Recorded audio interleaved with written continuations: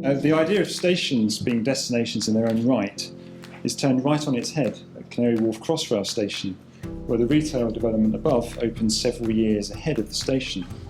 The building therefore needs to be a destination in its own right, even before the railway. So the building is arranged like this. There's the Crossrail station at the base, which is 2 levels or so, with 4 or 5 levels of retail above it, capped off by a public park. The idea of putting retail or offices on top of stations is nothing new.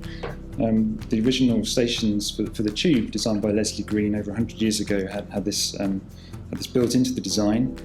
What's really different, though, I think these days in the intervening century, is that whilst the office on top of Common Garden is obviously an addition, at Canary Wharf, the retail really is the very essence of the building. Retail occupies more than half of the building. One of the key things we had to think, though, of as designers was how you actually accommodate 2 very different needs, because the railway station underneath has a design life for at least 100 years.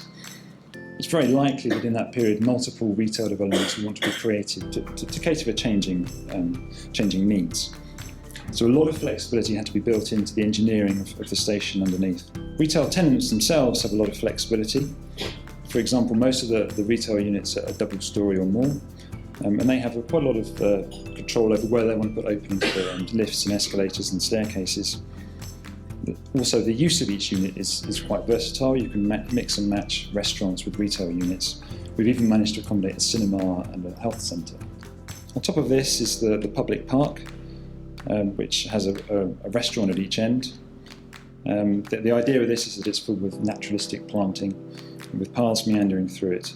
This was also part of creating a destination in itself. The idea is to make the building look as attractive as possible for people nearby, so that they want to go and use it.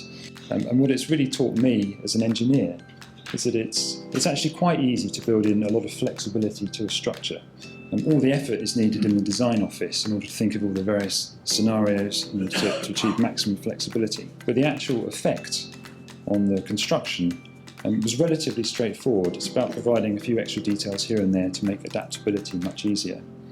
And hopefully the building will last the test of time and enable lots of changes of use in the future, so that the retail will last at least as long as the station.